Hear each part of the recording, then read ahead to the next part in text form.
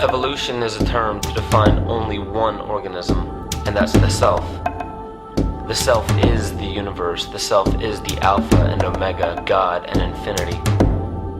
And that's the only thing that evolves, because we are all part of the self. Nothing goes through an evolutionary process alone, or without direct benefit to the whole.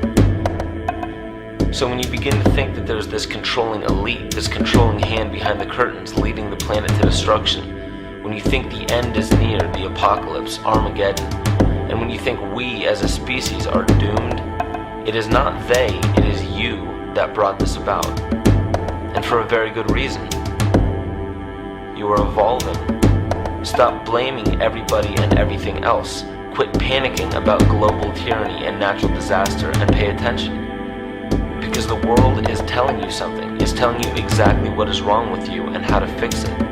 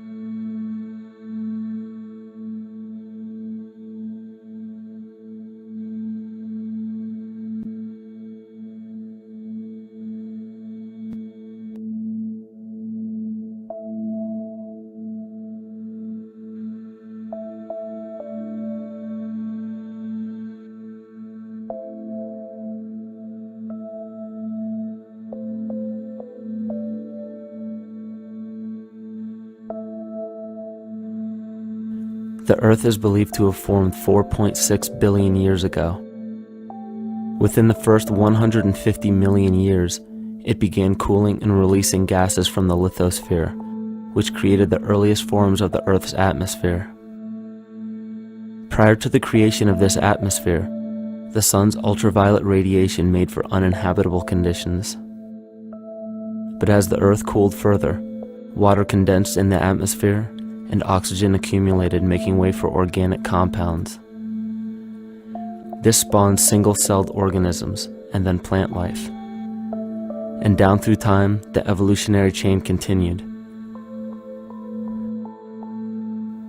And then we arrive at a species that does not seem to fit as well as the rest. Homo sapiens' gestation period of 9 months mimics the 3.8 billion year evolution of all life on Earth. The human embryo repeats the evolution of all species. When the sperm and egg unite, this new creation is a single-celled organism. Within hours, this single cell divides and multiplies more rapidly than any other species. 4 weeks later, the embryo begins to develop gills mimicking aquatic life. A few weeks later, it develops lungs and a tail with reptilian appearance. From there, a mammal is recognizable, and then onto a primate form. It then sheds its laguna, which is the embryonic fur, and at last shows the characteristics of a human child. The human body is a community of approximately 50 trillion cells. Everything the body does, the cell does as well. Cells have respiratory and excretory systems. They feed, feel, think, and communicate with other cells. Trillions of cells make up a single organism called the human body, and billions of human bodies help make up the organism we call Earth.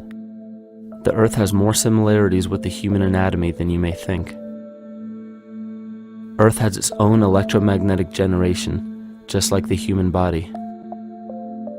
Research has found that a direct current of electricity flows through perineural cells found around every nerve in the body. These pathways are called energy meridians and have been used in the practice of acupuncture for at least 2,000 years. Dating even farther back is the notion of dragon paths or ley lines in which many megalithic structures and stone monuments were erected, marking the energy meridians of the Earth. These energy meridians are generated by the resonant frequencies of the Earth, called the Schumann waves. Each planetary body has its own resonant frequencies and is determined by the circumference and diameter as well as the speed of orbit and rotation. The Earth's resonant frequency starts at 7.83 Hz and ends with the 7th harmonic at 43.2 Hz, correlating with the 7 chakras. Ultimately, the greatest discovery of our Earth is its consciousness. A visible attribute of consciousness is an energetic field that governs the shaping of organisms. Morphogenesis is a scientific term to explain this very shaping of tissues, organs, and entire organisms. Consciousness is the creative force of the entire universe. It has been given many names such as God, Yahweh, Krishna, nature, the field, and divinity. The entire universe is in fact a single living, conscious organism with complete awareness of itself. The reason why it may seem difficult to comprehend this is because our understanding is typically limited by our language. When we hear the term conscious organism, we tend to anthropomorphize its definition. By giving it human qualities, we mistakenly look past what an organism truly is in the first place. The definition of an organism is any living thing capable of response to stimuli, reproduction, growth and development, and maintenance of homeostasis as a stable whole. Our universe does all of these things. The consciousness of our universe is responsible for the form and purpose that all matter assumes. The Earth's resonant frequencies are a result of its form. These frequencies are responsible for biological rhythms, such as menstrual and circadian cycles, as well as behavioral and emotional patterns. The frequencies are then picked up by the flora and fauna, which are biological instruments that respond to the wave patterns. The wave patterns resonate in the cranial structure of our head and converge in the center of our brain, which is where we find the pineal gland. The pineal gland is believed in many cultures to be the spiritual third eye responsible for intuition. Descartes called it the seat of the soul where mind and body meet. Each individual cell in our body receives an electromagnetic impulse from our central nervous system. They receive the very same impulse that was disseminated to every biological instrument from the earth. An explanation of our conscious universe has been attempted by religion, science, and philosophy. The neglect of biological nature from any organism causes illness. A divorce from nature, exile from Eden, confounding of tongues, they are all symptoms not of a biblical God or deity, but the true self. The greatest and only threat to ourselves is a loss of self, the death of our divinity. As we barrel through history with oceans of information, yet barely a drop of wisdom, we have to understand how we lost ourself.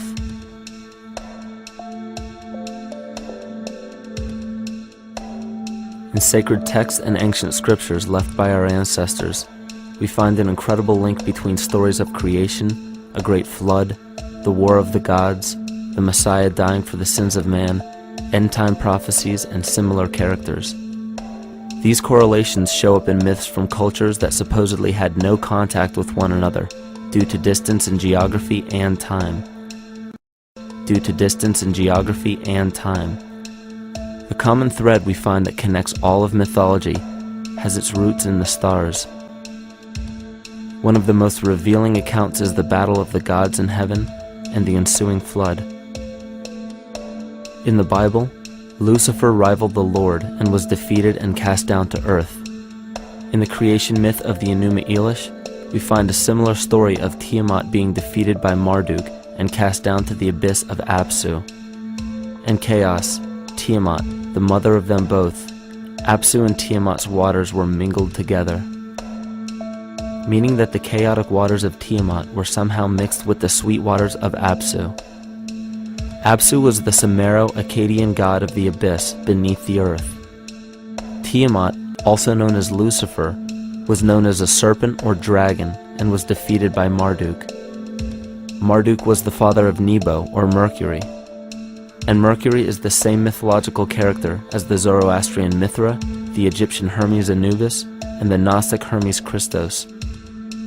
The most recent version of Mercury, however, is the archangel Michael in the Bible, who defeated Lucifer and sent him to the abyss of the earth, or hell. This story is steeped in astrological significance in the Bible and in many other ancient scriptures.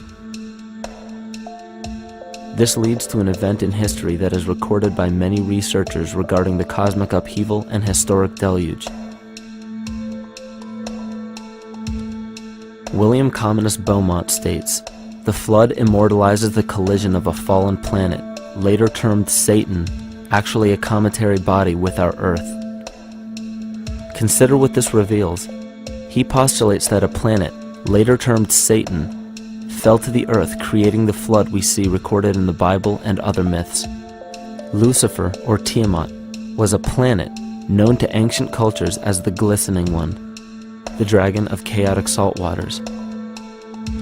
The light from the sun illuminated this planet's water, which gave it a glow that rivaled the sun's own light, which is where we hear about Lucifer rivaling the Lord. The Lord in this case being the sun, which sustains and gives warmth to the earth. The planet Tiamat, or Lucifer, was destroyed by a cataclysmic event that hurled the watery planet to the abyss of the earth. In the book of Enoch, it reveals, "And behold, a star fell from heaven, and when it fell to earth, I saw how the earth was swallowed up in a great abyss." The myth of the Ute Indians states, "The sun was shivered into 1,000 fragments, which fell to earth, causing a general conflagration. Then Tawats fled before the destruction he had wrought. And as he fled, the burning earth consumed his feet, legs, body, hands, and arms, until at last, swollen with heat, the eyes of the god burst and tears gushed forth in a flood which spread over the earth, extinguishing the fire." This myth resembles the translation of the Enuma Elish by Stephanie Daly in her book Myth from Mesopotamia, which explains that Tiamat's eyes became the source of the Tigris and Euphrates rivers. As written in the book of Revelations, "And there was a war in heaven. Michael and his angels fought against the dragon, and the dragon and his angels fought back. The great dragon was hurled down, that ancient serpent called the devil, or Satan, who leads the whole world astray. He was hurled to the earth." The Roman mythology of Ovid gives the story of Phaeton, which happens to be another name given to the watery planet Lucifer, or Tiamat. This story reveals that Phaeton was a child of the sun and wished to become the sun for a day. Phaeton attempted this feat, and eventually Jove, who is also known as Marduk, destroyed Phaeton, sending him crashing to the earth in flames and put out by a tremendous flood of water from a river unseen before. The common theme we notice here is that of a saltwater planet, the great dragon, Lucifer, Tiamat, or Phaeton, was defeated and fell to the earth, and now dwells in the abyss known as hell, giving us the outline of the story of Lucifer rising up against the Lord and being defeated and banished to rule the underworld. As we know, however, an outline is but a shell of a story. The inner meaning, the spirit of the myth, comes with a deeper understanding of the essence of each planet, not just the physical planet, but the conscious core, because we know now that the proportions and velocity of a planet gives them their own characteristic frequencies, which govern biological and behavioral patterns. These planets reflect the archetypal psychology of man. In ancient times, probably the most important field of research was the study of the heavens. Galactic bodies and their movement through the sky were known to be symbolic of the inner faculties within human consciousness. Within all organisms, outdated science has only explained the physical world measured by our five senses. Only in esoteric religions, mysticism, and quantum fields of science are we to find any attempt at explaining where thoughts and emotions fit into the sense-perceptible world. We also understand now that humanity is a community of cells within the organism of the Earth. The Earth, therefore, is a higher organism that shapes our form and function. This higher organism and all other planetary bodies are governed by consciousness, just as we individual humans are. Therefore, the Newtonian belief that galactic bodies are nothing more than lifeless forms floating in space is tantamount to claiming that we humans are nothing more than a composite of elements in motion. We know that this is untrue because we feel, we think, and furthermore we see the result of our consciousness creating what we call life. Plato wrote, "This world is indeed a living being, endowed with a soul and intelligence, a single visible living entity containing all other living entities, which by their nature are all related." Furthermore, the cosmos is a single living creature which contains all living creatures within it. And in an article out of the Sufi journal, the author writes, "The world is a living spiritual being." This was understood by the ancient philosophers and the alchemists who referred to the spiritual essence of the world as the anima mundi, the soul of the world. In scriptures, we hear of the claim that angels guide the inner soulful actions of people, or that the gods wield influence over man. Most ancient spiritual and scientific teachings held the belief that the hierarchies of the gods, angels, archangels, archai, all the way down to the cherubim and the seraphim, are the hierarchies within the human psyche. In this way, we must understand that when the whole of ancient myths and sacred scriptures speak of spiritual influence from a higher being, they were speaking of archetypal forces that are inherent within us, not an influence from an external source. This is where we begin to see the relevance of astrology as an ancient form of science that resurfaced in the 19th and 20th centuries under the name of psychology. Friedrich Nietzsche even stated, "As long as you still experience the stars as something above you, you still lack a viewpoint of knowledge." This is astropsychology and maps the inner faculties of the psyche. In pre-Christian times, there were schools known today as the mystery schools or the mystery religions. The messages encoded in the scriptures and ancient archaeology came from adepts of spiritual science. The intent was to teach the initiates the deeper meaning of these myths. What became later termed as Lucifer, Satan, or the devil was representative of the ego which rivals the Lord, the representative of the self. The true self is the epicenter of a person's entire being. It is the total sum of everything that we are. The false ego, on the other hand, is the idea and concept we create about ourselves in the course of our lives, which typically excludes any qualities we don't wish to accept about ourselves. However, humanity has been endowed with the freedom to choose either to obey the true self or to give in to the temptation of the vanity and materialism of the false ego. This is the most notable trait that separates man from animal: our freedom of choice, the choice to follow our concepts and ideals or our natural impulses, the choice to sustain nature or to destroy it. This freedom of choice weighs on the fate of the entire organism that we call humanity. Cancer begins with a group of cells within a community that fail to communicate with the conscious signal of the organism. Those cells begin to grow out of control and spread to other areas of the organism. This very disease is evident in our world today. The cancer upon our earth is the domination of our false ego and our divorce from nature. Collectively, among every human, the cancer upon our earth is the domination of our false ego and our divorce from nature. Collectively, among every human, vanity leads to segregation and competition. Competition leads to fear and greed. Greed leads to deceit and immorality. And immorality is the breeding ground for illness, waging war on our earth. Every act of hatred and destructiveness in our world begins with self-hate and self-destructiveness. And it all begins with a breakdown in communication.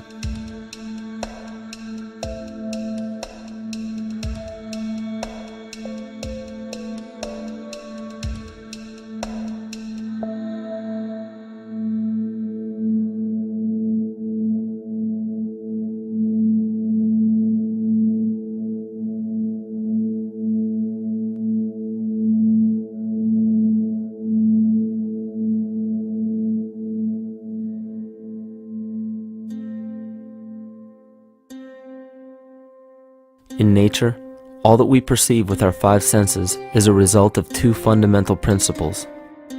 Everything in existence is made of a relationship between vibration and matter. Vibration is a masculine creative force countered by matter, which is a feminine receptive force. Thus begins the principle of duality. We see this duality in ancient myths and philosophies, yet only those philosophies and scriptures that were perverted and raped of the original meaning gave the impression that one polarity was good while the other was evil. The original sages, adepts, and shamans taught that both are necessary, and one would not exist without the other. These two important principles come together to form all things in the universe. This is Kymatica. Even language, logos, the communication of any and all things in nature, depends upon this principle. Pete Peterson, in his works Cymatics, the Science of the Future, stated that nature shows examples of Kymatica in everything. This phenomena is found to be one of the prime forces that moves biological evolution along its path. Dan Winter reproduced an experiment to prove that the ancient languages of Hebrew and Sanskrit, when spoken, create a vibratory frequency that moved matter into sacred geometrical patterns. Upon further investigation, Hebrew, Sanskrit, Aramaic, Arabic, and other elder dialects have older roots in a parent language of Gaelic and quite possibly an even earlier origin. In Swami Murugesu's The Science of Mantra, he claimed that when a person chanted specific words in Sanskrit while filming a burning candle, the intensity as well as the color of the flame would change due to the frequency that the word would emit. This same science has been shown to lower and raise blood pressure. And in his own words, certain sounds can affect their circulation and nervous system.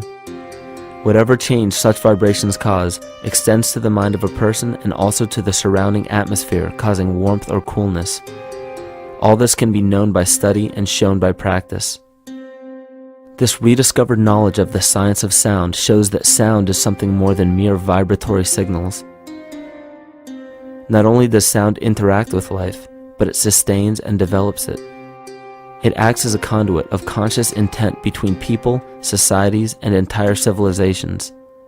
Yet the psychic illness we endure due to the domination of our false ego is reflected in the collective. Our psychological schism has shut us off from communicating correctly with our inner self, which is exactly how cancer cells within the body operate. In the collective, we have created a language barrier between humanity and the rest of nature, acting as a global cancer.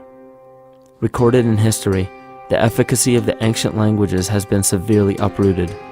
The alphanumeric translation from Hebrew to English shows a complete reversal of the two languages, giving the cymatic effect unnatural results. Dr. Leonard Horowitz stated in his work on DNA, 1/3 of the sensory motor cortex of the brain is devoted to the tongue, oral cavity, the lips, and speech. In other words, oral frequency emissions spoken or sung exert powerful control over life, vibrating genes that influence total well-being and even evolution of the species. A degradation of language in this case is shown to affect biology. If something as basic and important as language can be degraded and devalued to such a degree, yet never questioned, what else might we be missing? Think of an aspect of your life that dictates the limits of your freedom. Government and law enforcement, insurance and pharmaceutical companies, taxes, building permits, driver's licenses, and more. There are hundreds if not thousands of stipulations, regulations, and boundaries on our freedom. And out of the ones that were just mentioned, how many have you researched to find out whether they apply to you or not? Let's look at the forms of law that we currently acquiesce to.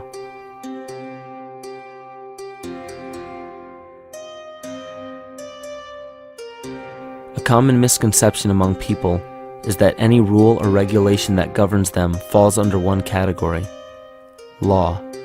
But there are many other forms of law that people abide by without realizing that they simply do not apply to them. Another misconception is that a nation's constitution gives us our rights. A constitution does nothing more than list the rights that we already have. We are born with inalienable rights, endowed to us by our Creator. They are not given to us, and they cannot be given away. The most a person can do with a right is choose whether to exercise it or not. Maritime admiralty law is what's known as the law of the water. It is superseded by civil law and only applies to those who willingly contract themselves into it. The definition of admiralty law is a body of private international law governing the relationships between private entities which operate vessels on the oceans. Let's look at how and why a form of law that is fashioned to govern corporations, businesses, and vessels has imposed its rule over natural human beings.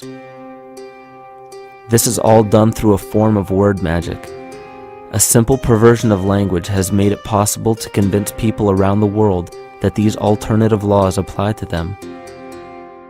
One of the predominant beliefs in modern culture is that licenses, permits, registrations, and other forms of documentation are required to operate motor vehicles, use public roads, build structures and establishments, engage in free enterprise, and much more. Sadly, these beliefs are based on little to no investigation whatsoever, and are false. This belief structure is perpetuated by maritime admiralty law. This form of law was originally created to govern ships docking in foreign nations for the import or export of products and resources. It deals with banking and merchant affairs, not civil affairs. When a product is taken off of a ship and brought into a foreign land, that nation takes custody of the resource and accounts for it with a certificate. That certificate marks the birth date of that product in the custody of the respective nation. Think of why it is supposedly required to have a certificate of live birth in the first place. The Barron's Dictionary of Banking Terms defines a certificate as a paper establishing an ownership claim. So right there, we notice that everyone with a birth certificate is defined as being owned. People are used as collateral with other nations because the U.S. is bankrupt. The United States declared bankruptcy on March 9th of 1933. At this point, the U.S. began taking out loans from a private, non-government affiliated corporation called the Federal Reserve. With no money to pay back the loans, the United States began using the citizens as collateral. All birth and marriage certificates are literally warehouse receipts. Just look at the similarities of warehouse receipts and birth certificates. Both document the date of issue, a serial number, registration number or receipt number, a description of the product, and an authorized informant to notify the appropriate government agency. With all of this information being readily available, the majority of people are unaware of their involvement with maritime admiralty law. This is possible through the manipulation of language. This admiralty law changed the meaning of the word person from a natural living person to a corporation. Driver's licenses, vehicle registrations, auto insurance forms, building permits, gun permits, work permits, tax filing documents, birth and death certificates, traffic citations, and many other forms of documentation that were once believed to be absolutely necessary only apply to persons or corporations. Upon signing such a legal document, you are indirectly waiving your rights under the Constitution and lowering your status to that of a corporation that is created with the same exact name as you. The only way to reconcile your true name from the name of the corporation is to take notice that the corporation has its name in all capital letters. This is known as capitis diminutia maxima. You may take notice that your driver's license, birth certificate, social security card, insurance cards, and more use all capital letters to legally represent the corporation with your name, not you. The corporation is known as an artificial person, whereas you, the human being, are known as a natural person. This deception goes even deeper when it comes to the courts that we attend. When showing up to court, you will notice that there are seats for witnesses behind a wooden fence or barrier. The defendant must cross through the entrance to the other side of the barrier where the plaintiff and judge sit. This act symbolizes the boarding of a ship. At this time, business can be conducted in maritime admiralty law. The judge, acting as captain or banker, is responsible for settling the balance between the two sides. This is why there is always a monetary value involved in any court case. The captain is simply dealing with banking and merchant disputes. Once the balance is paid, the case is closed. To turn the court case away from admiralty law where your rights are not protected, you must avoid agreeing to represent the artificial person. This is done by stating that you are the natural person. You don't have a first or last name because those imply corporate title. In a court case, you may state that the court takes judicial notice of your honor's oath of office. Every judge must take an oath of office to practice law, yet you must make it clear to the court and the jury that the judge is acting as judge and not banker. Remember that you are a natural human being of the earth. You are not governed by anything but your own consciousness. Laws are created within a society. The society that created the laws we see being enforced today is called the Law Society. Yet the most beautiful part of this entire deception is the fact that we are not part of the Law Society, so their laws do not apply to us. Judges, lawyers, and law enforcement officers, they're all part of a society. Within that society, they've created their own language that's deceptively similar to English. They have these little things called statutes, acts, and regulations that seem like laws, but they really only apply to those within their society. So that basically means all the traffic violations, minimum age requirements, and everything except for damage to another person or their property doesn't really apply to the natural person. Laws only apply to those within the Law Society. The game being played is an illusion. You can simply choose to open your eyes and reclaim the freedom that you were born with, bound by nothing but the limits of your imagination. These are just a few examples of assuring that your rights are being protected. By far, the most important line of defense against this deception is to be aware of the perversion of language, and be absolutely aware of how you form your beliefs and concepts.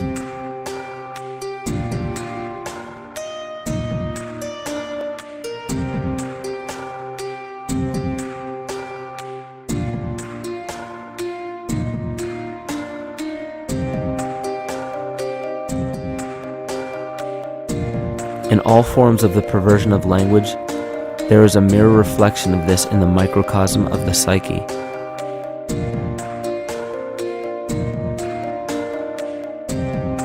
And the problem I see with humanity today is we don't truly know ourselves anymore. We have the 9-to-5 job, we have the house, the children, the bills, the television, the hobbies, and the errands that we run every single day, and we eventually begin to believe that this is who we are. But who are we beneath the job title, beneath the status of mother or father, theist or atheist, Republican or Democrat, black or white, man or woman? Who are we? Who are we deep down inside? We don't know, because every time we hear an answer that we don't want to accept about ourselves, we deny it. We'll pass it off and project it onto somebody else and judge them for it. This is repression, and we see what repression can do to us on an individual level, but what about on a collective level of humanity? What happens when the whole world refuses to see what they truly are on the inside?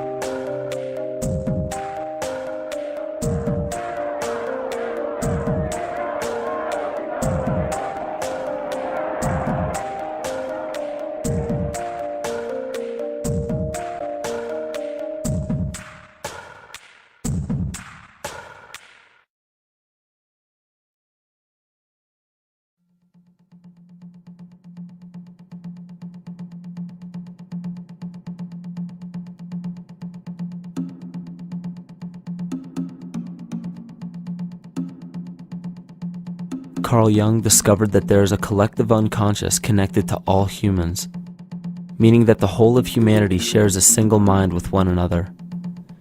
This is evident in the world through accounts of shared mythology and symbols, the study of morphic fields, and with the science of kinesiology.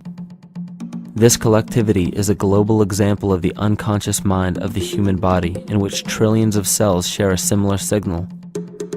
This parasite, called our false ego, requires a continuous flow of sustenance to survive.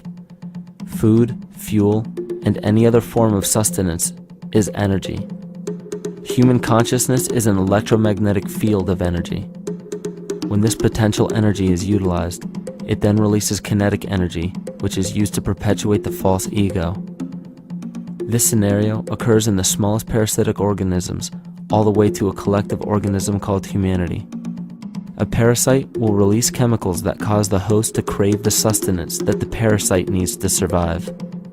As long as the host is unaware, it will keep feeding the parasite and starving itself. In a similar way, Wilhelm Reich stated that whole societies suffer from a psychosis caused by starving our organic biological impulses. He states that sexual suppression supports the power of the church, which has sunk very deep roots into the exploited masses by means of sexual anxiety and guilt. It engenders timidity towards authority and binds children to their parents. This results in adult subservience to state authority and to capitalistic exploitation.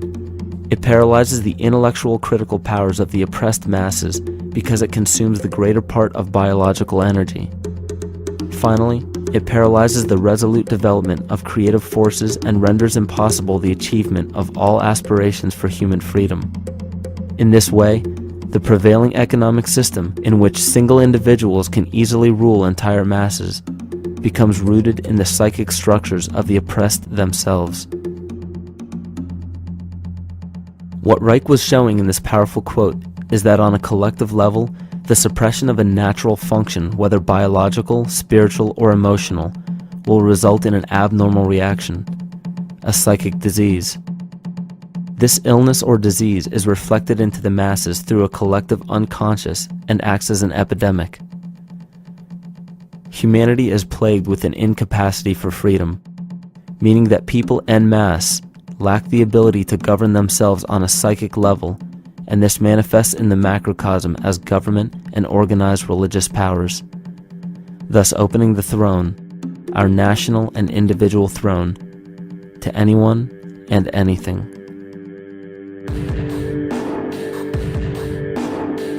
Enter the infamous rulers of the earth, the patriarchs of civilization, political, social, economic, and spiritual dictatorship, psychic tyranny. This simple illness within our psyche, this lack of responsibility and neglect of basic human freedom, has made way for every tyrant that has ever held rule over people on this planet.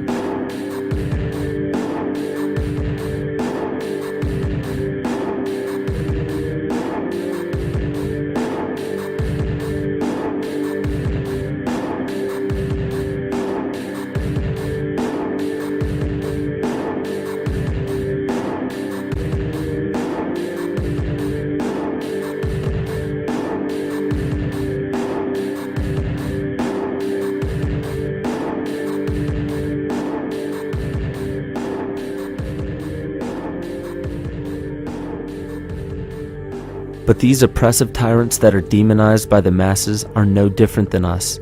In fact, they are one with us. In the book The Prophet by Khalil Gibran, he poetically states, "I say, as the holy and the righteous cannot rise beyond the highest which is in each of you, so the wicked and the weak cannot fall lower than the lowest which is in you also." Every one of us has the capability to commit the most horrifying sin or show the most beautiful compassion to our fellow man. This is the very definition of an illness within the psyche and soul of man.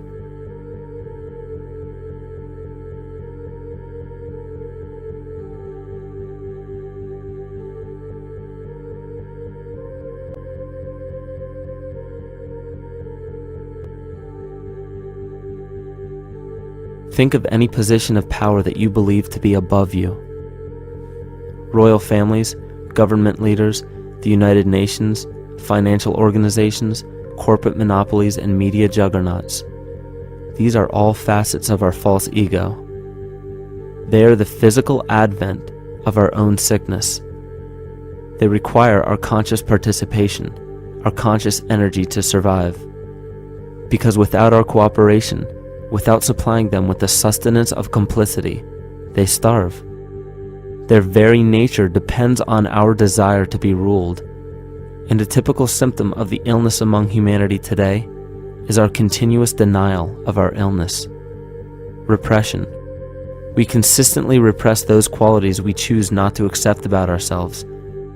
This is why it is so difficult to see the false ego and its multiple manifestations for what they truly are.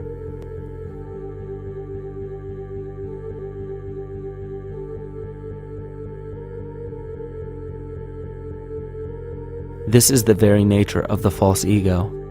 It acts as a red herring to distract us from the freedom we truly have.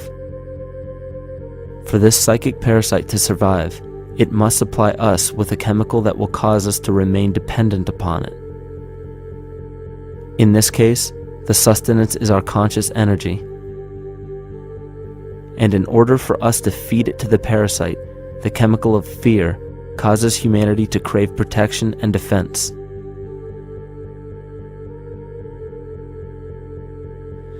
The functions of the body to survive can be broken down to two basic functions for any organism to survive. You have to be able to grow, maintain yourself, take care of your biology, but you also must be able to protect yourself, so that if you're just growing and you can't protect yourself, you'll become food for something else. So the survival involves a balance between growth and protection. Through the history of human civilization and through human evolution, we recognize that our nature is to be in a state of growth, and that our protection is only supposed to be used to, help us out of that threatening moment. You can't be in growth and in protection at the same time. So the significance is, when we see a need of protection, the stress hormones in the body shut off the blood vessels in our viscera or gut, which is the part of the body for growth.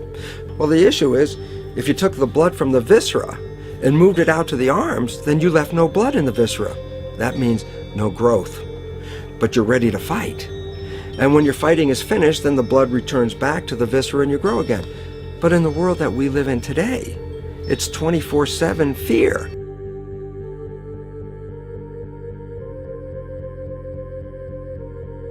So we have a continuous dripping of that stress hormone into the body. It's just dripping all the time, getting us ready to run or fight or flight at any moment. At the drop of a hat, we're ready to go because we're on guard.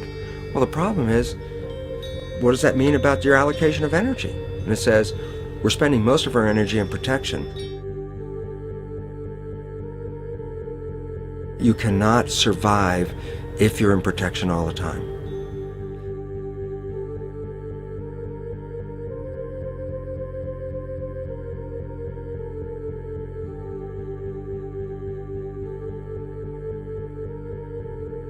And if the parasite can control the nature of the fear, it can then create a fear among us that only it can defend us against. A recent physical manifestation of this comes from Zbigniew Brzezinski, former Secretary of State who also supported President Barack Obama. In his book, The Grand Chessboard, he states, as America becomes an increasingly multicultural society, it may find it more difficult to fashion a consensus of foreign policy issues, except in the circumstance of a truly massive and widely perceived direct external threat. Even the Reichsfuhrer of the Nazi Party, Hermann Göring, sums up this game of supply and demand perfectly when he stated, "The people can always be brought to the bidding of the leaders." That is easy. All you have to do is tell them they are being attacked and denounce the peacemakers for lack of patriotism and exposing the country to danger. It works the same in any country. It also works the same in every individual psyche. Just remember that the false ego has only one desire: to become greater and more powerful than the true self. This illness causes us to believe that we are separate from nature. This is why we see such a rise in the dependency of technology. This is why we see such little stewardship for the earth and the environment. And this is why we see bigotry, racism, sexism, and every other form of discrimination possible that leads to crime, violence, wars, and eventually, the global destruction of the organism. This endless state of fear, confusion, and segregation our world seems to live in is a symptom of the false ego creating a false threat.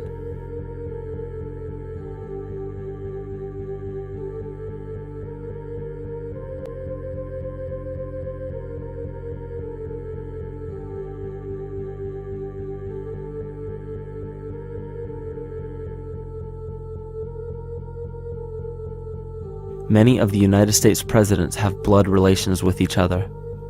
The Bush lineage has blood ties to a great number of former presidents.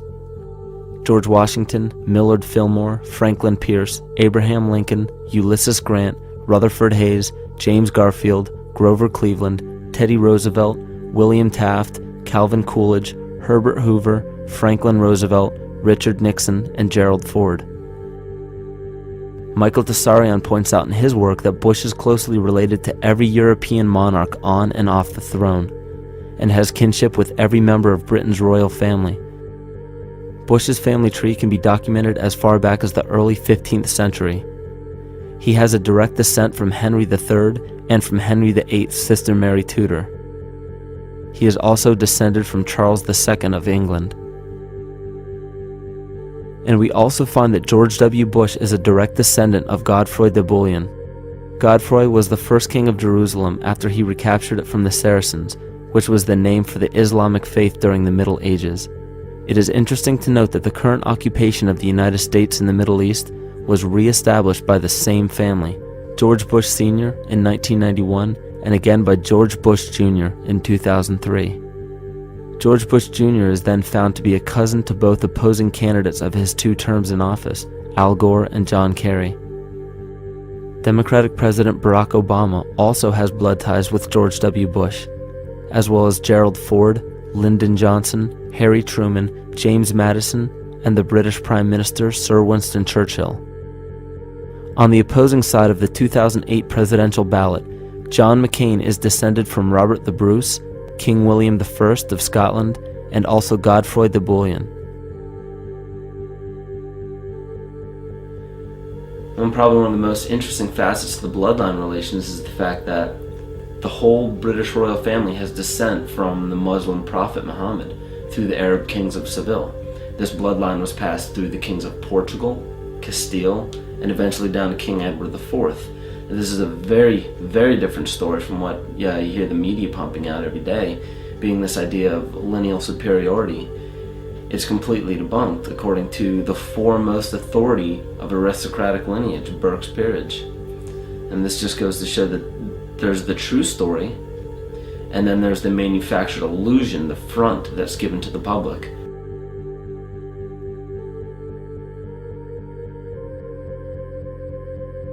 These blood ties go on and are documented thoroughly through literature such as Burke's Peerage and other comparable books.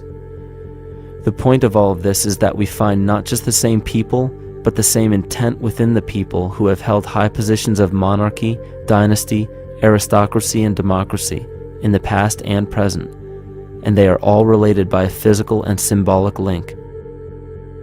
This bloodline carries the symbol of our illness.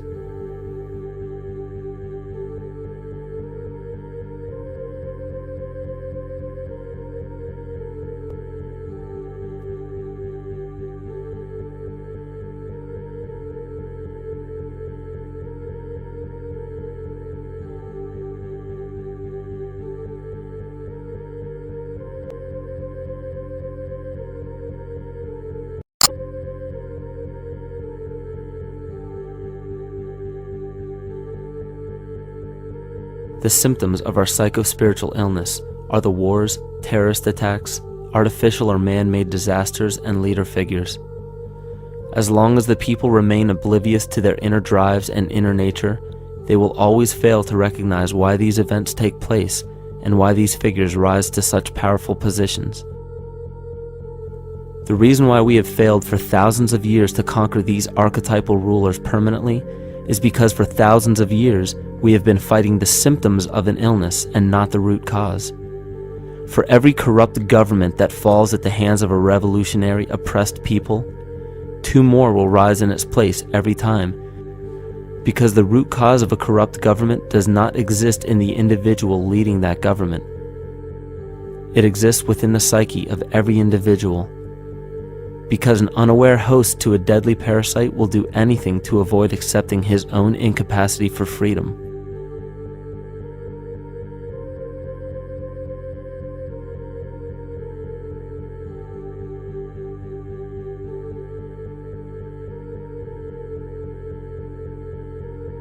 We are so bereft of sanity in this world that those few who simply stop projecting onto others and begin facing their own demons are seen as neurotic. An article written in the 1950s states that studies showed that individuals who had been isolated from their familiar social and cultural environment became neurotic.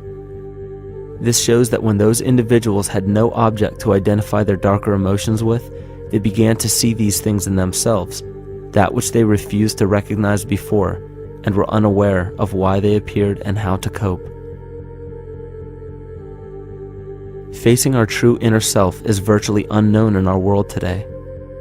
This is why no matter how many civilizations rise and fall, it is our collective consciousness that creates our governing apparatus, not individual people.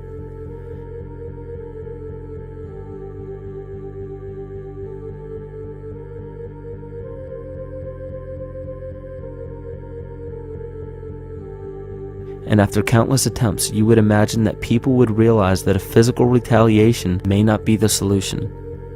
Yet here we are, thousands of years later, with technology that can clone DNA, vehicles that can break the sound barrier and probe the depths of space, and science that can overcome almost any sickness.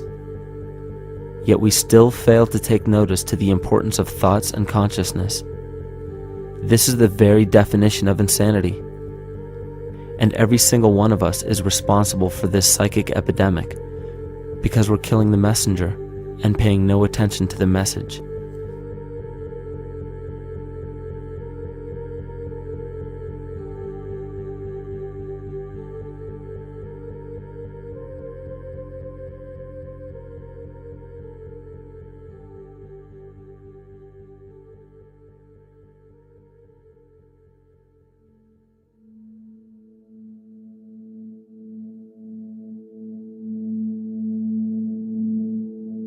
During the 1990s, 3 Nobel laureates in medicine advanced research that revealed the primary function of DNA lies not in protein synthesis as widely believed for the past century, but in electromagnetic energy reception and transmission. Less than 3% of DNA's function involves protein manufacture.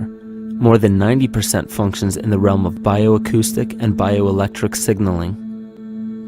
So why is it important to know that DNA functions in bioelectric signaling? HeartMath Institute has discovered the heart and brain maintain a continuous two-way dialogue, each influencing the other's functioning. Although it is not well known, the heart sends far more information to the brain than the brain sends to the heart, and the signals the heart sends to the brain can influence perception, emotional processing, and higher cognitive functions. The heart also generates the strongest rhythmic electromagnetic field in the body, and this actually can be measured in the brainwaves of people around us. We are quite literally an electromagnetic expression of our highest cognitive function. The behavior of electromagnetism is evident throughout the world as dualism. All matter contains a negative and positive charge, which means organisms are built upon this foundation. The natural homeostasis of any organism is a balance of both polarities. Furthermore, research on emotional energetics shows that the heart's field is a carrier of emotional information and a mediator of bioelectromagnetic communication within and outside the body. Research shows our heart's field changes distinctly as we experience different emotions. It is registered in people's brains around us and apparently is capable of affecting cells, water, and DNA studied in vitro. Fear.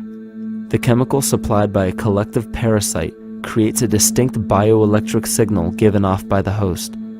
This signal is disseminated to the organisms within our community and will grow outward through the entire organism unless it is counterbalanced by an opposing force. Dr. Fritz Alan Popp discovered that the cells in our body communicate through biophotons, which are tiny particles of light that are single units of an electromagnetic field. This communication system within our body also exists between people in what's known as morphic resonance. This was known by the shamans, sages, and adepts of antiquity. These teachings were commonplace in prehistoric cultures. It wasn't by sheer chance that artistic expression and rituals were the cornerstone of every ancient civilization. Art was used as a personal method to exercise the shadow content of the psyche and introduce it to the conscious mind. This was very literally viewed as psychic therapy. Ritual was based around astrological dates. As we've learned, the study of the stars and planets reflect our own astropsychology. The shamans would perform rituals on astrological dates that would correlate with a circadian rhythm or a psychological cycle. These rituals kept the human participants aware of their inner self and prevented the repression of psychological content. As long as people were facing their inner demons and accepting them as their own, they were not collectively projecting them into the physical world. If you bring forth what is within you, what you bring forth will save you. If you do not bring forth what is within you, what you do not bring forth will destroy you. The progeny of our psychological disease began growing rapidly after a series of catastrophes forced the collective into a somatic state of fight or flight. This lowered the immunity of the population by introducing a state of immense stress. Our body becomes more susceptible to illness under stress. In this manner, humanity fell ill when entire bodies of land were swallowed up by the floodwaters. This uprooted many tribes, chiefdoms, and civilizations from their homes, and their ritual practices that were used as a conduit for psychic wellness were put on hold in order to survive the catastrophe and seek new homes. The shamans were spread to many new areas of the world. This information has been suppressed. We are made to believe that advanced civilizations such as ancient Egypt and the Mayans of Mesoamerica came about with no prior rudimentary remnants or evidence of evolving intellectual artifacts to bring them to their peak. We are meant to believe that their incredible knowledge of mathematics, astrology, agriculture, economy, polity, and architecture came out of nowhere. This leads many researchers today to the understanding that the origins of these civilizations have been suppressed. Not surprisingly, the force that has guided the suppression of this knowledge comes from the exact bloodline of the political and religious leaders stated previously. These are some of the notable book burnings and suppression of important texts in our history.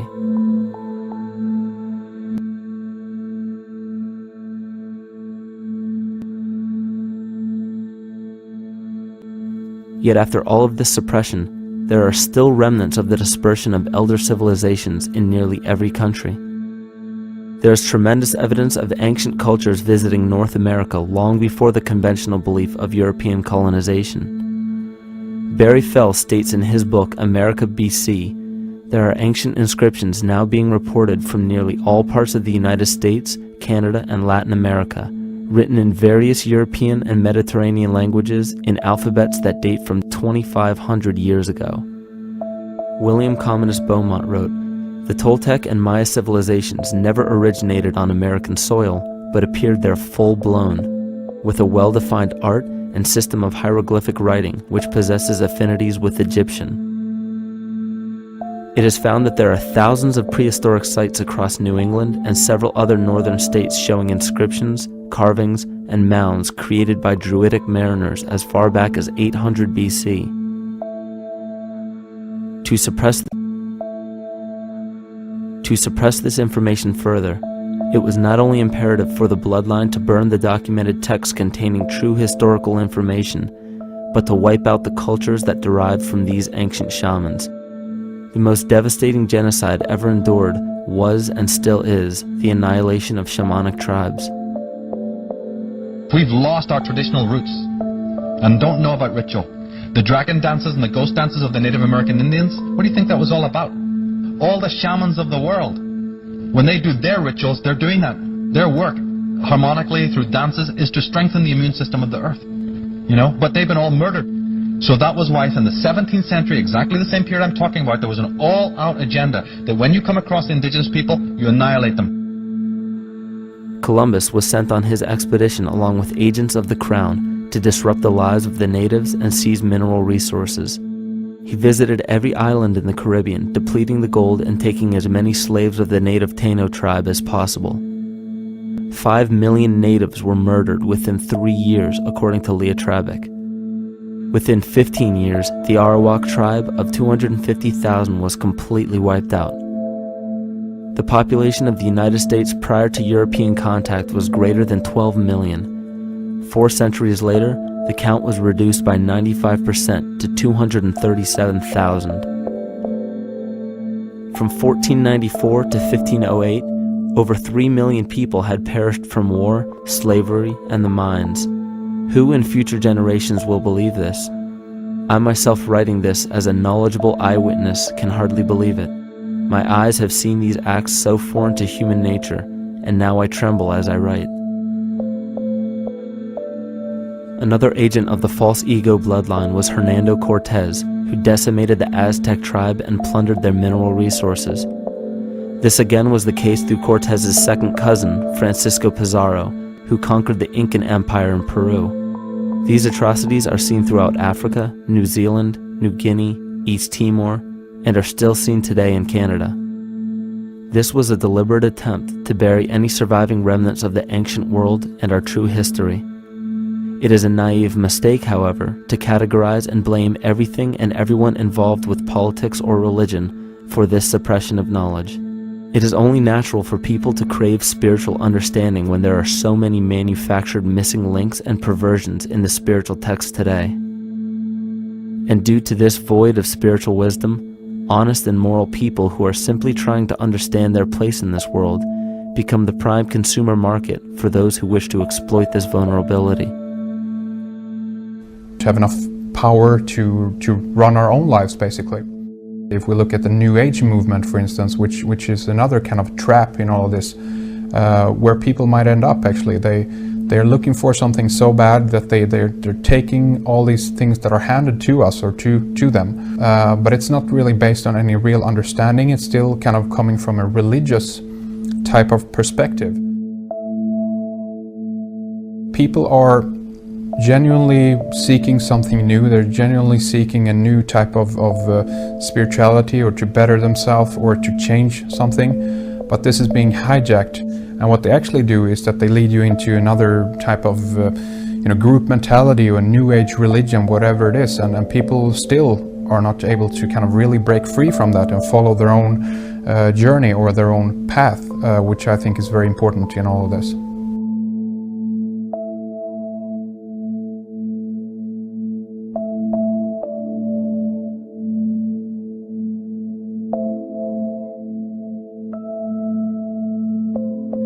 In the pre-Christian era, there were several cults of incredible power, most notably the stellar, solar, Saturnian, lunar, and mushroom cults. It is simple to see that worshippers of the lunar goddess comprised of the lunar cult. The worship of sun gods were indicative of the solar cults. The Saturnian cult, which consisted of Phoenicians and Canaanites, worshipped El or Eli. The biblical exodus of the Hebrews from Egypt showed that they entered Canaan and merged the lunar cult of Isis, the solar cult of Ra, and the Saturnian cult of El to form Isis, Ra, El, Israel. The old Israelitish cult and mythology, the Yahweh worship, the patriarchal legends, the sojourn in Egypt, and so on, are rooted in the religion of the sacred fungus, developed from the underlying fertility philosophy of the ancient Near East. The Jewish mitre, Muslim turbans, and military berets are derivations of the symbol of the mushroom cult. One of the first and most prominent, however, was the stellar cult, and a number of these ancient cults were created for shamanic purposes and earthly stewardship, yet some were taken over with different intentions. Just as you would imagine in any establishment of power, smaller cults formed within the main cults to worship individual deities. The cult of Mithras and the cult of Dionysus are 2 examples. You still today can see the Mithraic or Phrygian cap on the symbol of the seated Liberty dollar, the coat of arms of many countries, the reverse side of the flag of Paraguay, the seal of the United States Senate, and even involved in the solar cult holiday that we now call Christmas. In the cult of Dionysus, many festivals were celebrated, such as the Greater Dionysia, celebrated in Athens around the spring equinox. The foremost event in this festival was the Thymelic contest, in which poets, musicians, and entertainers performed in an open-air theater. Musicians did not have to pay taxes, and members of the Artists Guild did not have to participate in military affairs. The cult of Dionysus is still alive to this day as the entertainment industry.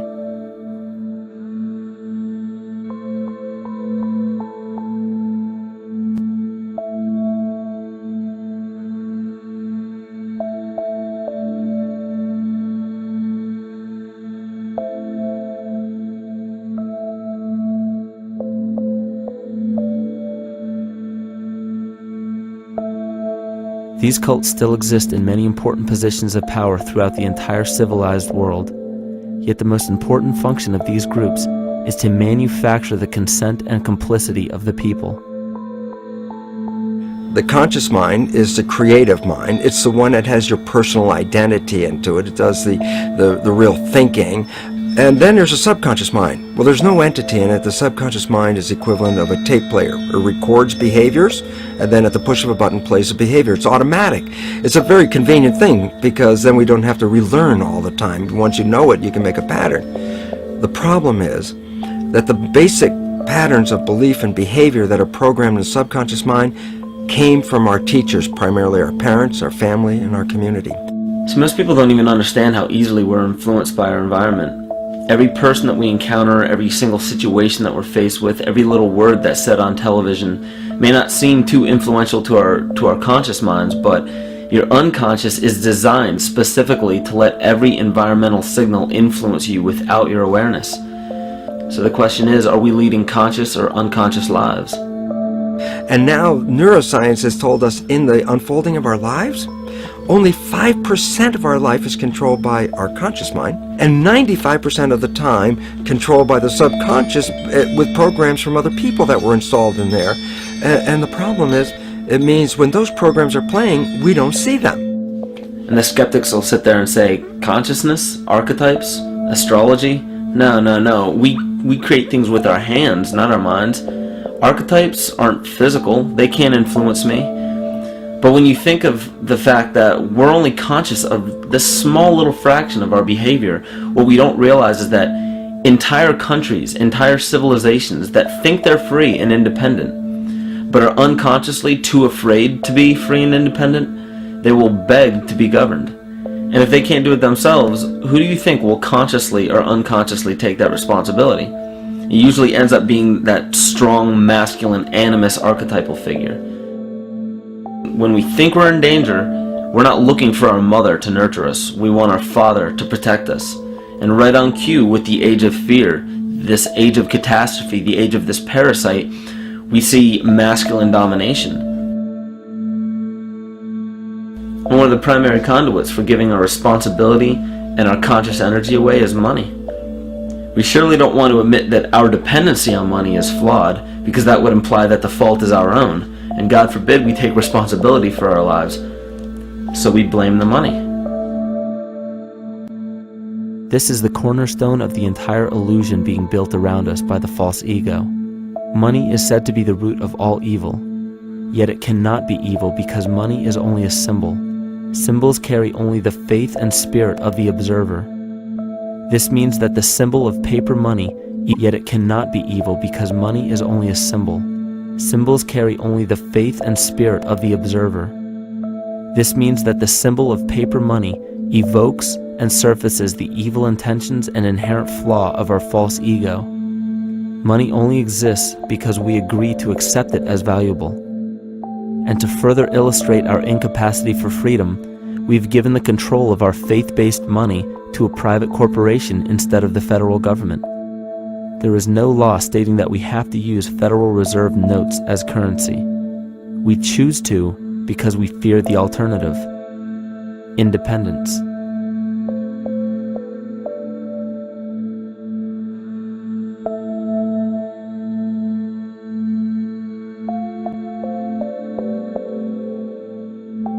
But it's not even really about money, it's about energy, because money is simply this material thing that allows billions of people to crave just one thing and put their energy into the same thing. It's not the plasma TV or the house or the lifestyle or the job or the significant other or the status that we're really after, because we know that we're empty. These people feel sadness and loneliness and void just like anybody else, and they either want to fill that void with materialism because they think that that'll make them feel better, or they want to sedate the void feeling with material possessions. So it all comes back to this feeling of having to put our dependency into an external source, something that we have absolutely no control over. What we're seeing right now is with all the competition of each other destroying each other, wars, competing for material existence, raping the planet and tearing it apart to get some pieces of it to hold in your hands and say you won the game. Every one of those moves is destructive not just of the planet but of human civilization, because human civilization will thrive with cooperation and will die with competition. And if you operate from these truths, then you end up with the extinction that lies before us. You see, we all have demons, so to speak. We all have inner demons in our lives, but we expect to see devilish monsters or dark apparitions when you think of a demon, kind of like what you'd see in the cinema. But our demons are really the people in our everyday lives, the people that we argue with, the people that we envy or hate, the ones we physically or emotionally harm in some way, shape, or form. And it's not because we envy or hate qualities in these specific people as much as we hate the fact that they remind us of ourselves. They reflect qualities about ourselves that we wish we had more of, or that we wish we didn't have at all. So what do? We alleviate that pain not by fixing or fighting our own demons, but by harming the people that remind us of our demons, by harming the people that remind us of the things that we don't like about ourselves. And when we become frustrated that we're not in control of our emotions because we don't really know what's affecting our emotions, we take it out on others. We take it out on absolutely anything else that can show us or act as a catalyst for our hatred.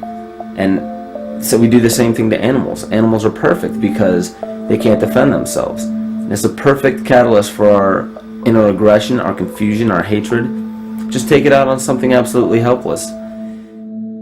Just imagine how unconscious a person has to be of his or her actions to torture or mutilate or brutalize any living thing.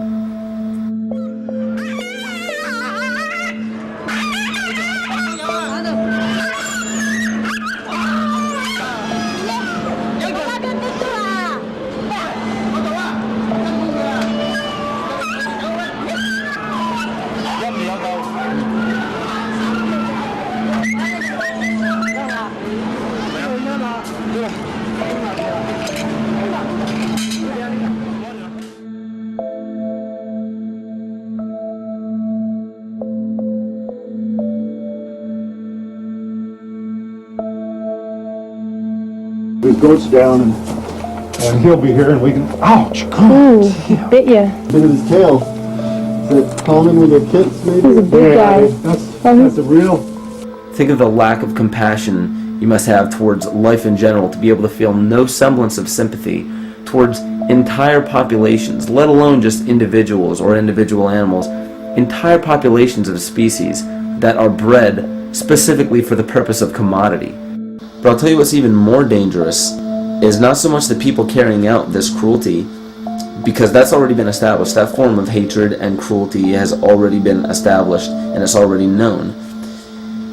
What I'm really worried about is the people who are against inhumanity, the people who are against animal cruelty and feel self-righteous enough to think that it's justified to inflict harm or even wish harm on these people.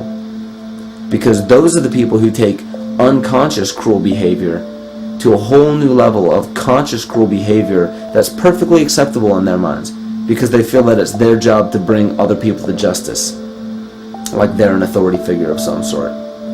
Those are the people who will have a much harder time figuring out why they harbor so much inner hatred and resentment. They don't seem to realize that it's just another form of the same exact hatred. So to keep from facing our inner demons consistently, what do?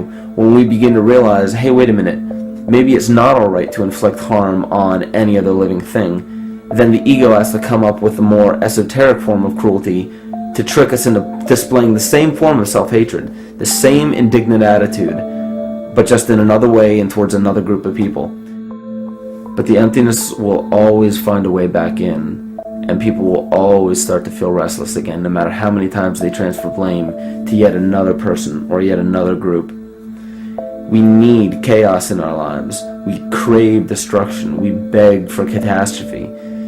Because if we don't have these things to act as a form of exorcism or a catalyst for us, we start to notice these things in ourselves, and that's what we don't want. You see, we can deal with wars.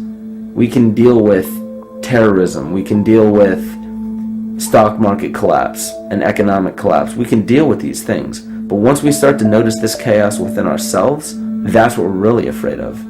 We'll take 1,000,000 September 11ths over one moment of true insight towards our self-hate.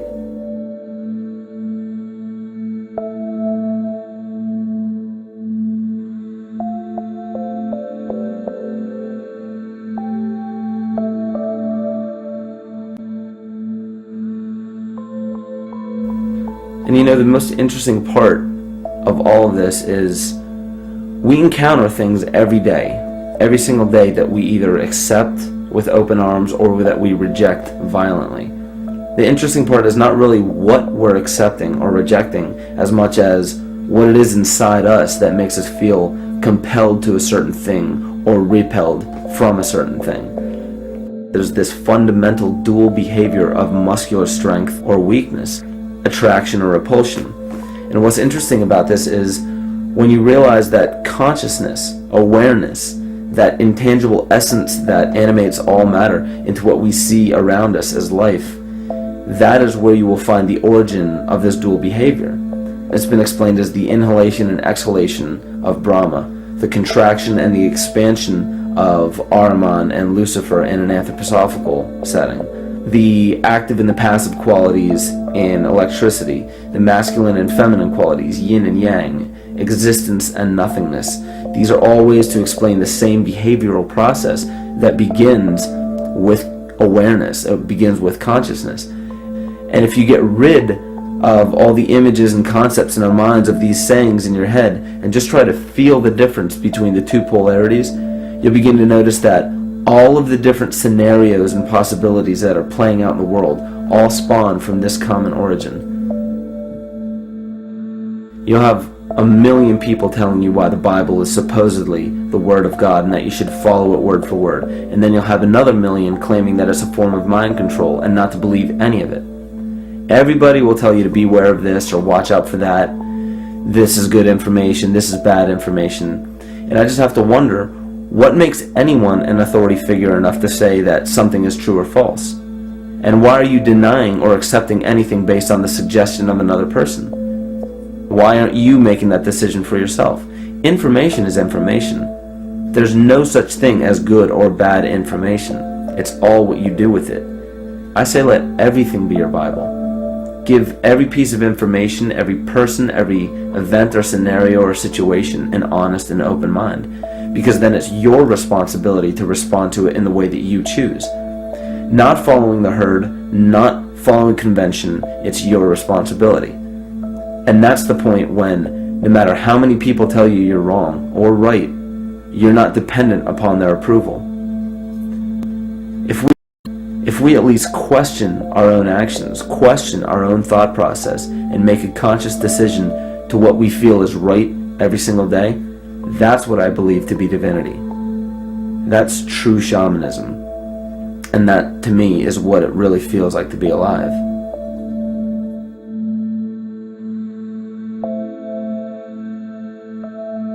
In this conscious, living universe, there are no laws of nature, just habits.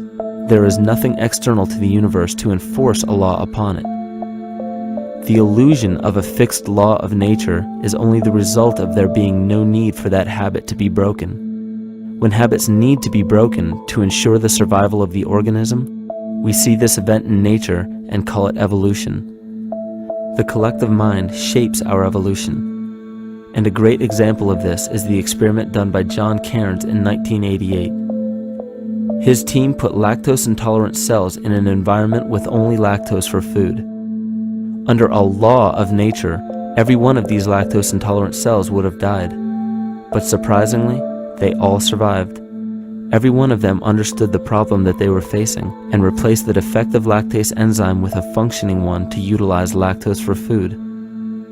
If a cell has the ability to decide how and when to evolve because it's facing extinction, then anything can.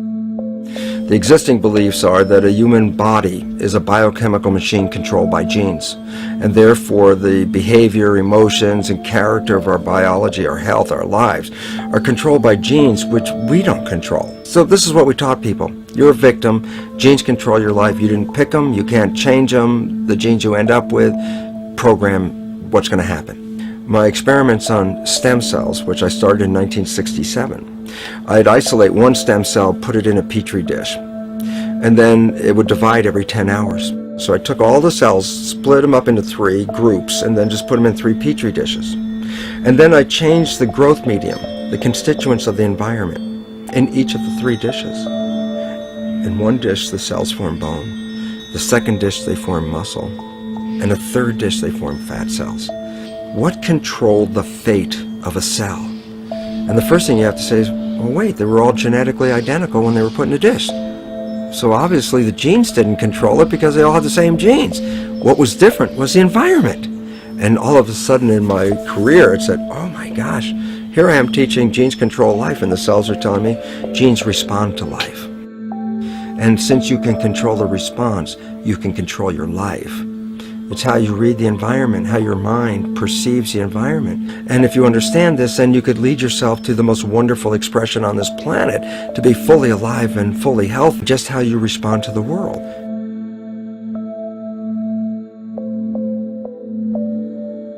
In the face of financial collapse across the world, political and religious wars raging tirelessly, and an ever-growing feeling of being lost and void of meaning, there is a great amount of energy being pushed to the surface of the collective mind. Evolution does not come about gradually.